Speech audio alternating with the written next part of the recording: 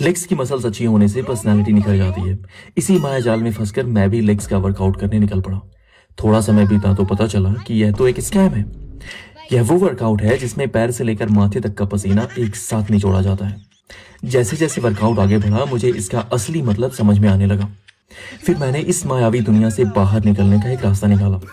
मैंने अपने दिमाग का किया पूरा इस्तेमाल और अपने दोनों हाथों में 10-10 किलो का डंबल उठाकर शक्ल ऐसी बना ली जैसे जिम में वेट नहीं बल्कि जिम का ही वेट उठाने आया हूँ। मेरे कदम धीरे धीरे मकसद की ओर बढ़ने लगे। मेरे अंदर मित्रा दी गड्डी पद्मोशी की लिरिक्स भी बजने लगी। बड़े ही चालाकी से सबकी आंखों में प्रोटीन पाउडर झोंककर मैं सरकने की फिराक में था। अपने चालाकी भरे कदमों से धीरे धीरे इस दुख दर्द भरे मायाजाल से निकल ही रहा था कि मुझे एग्जिट गेट पर रोक लिया गया और फिर मुझसे वो नाजायज काम करवाया गया जिसे करने के बाद बड़े बड़े धुरंधरों के लंग से लेकर किडनी तक कांप जाती है। मुझे उल्टा लेटकर पृथ्वी को पीछे ढकेलने के लिए कहा गया।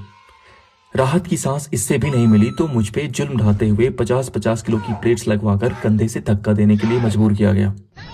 यह वर्कआउट का आखिरी पड़ाव था जिसने मुझे अपनी कमर में कमरबंद बांधकर उस भार को ऊपर उठाना था जो कभी ऊपर उठना ही नहीं चाहता था।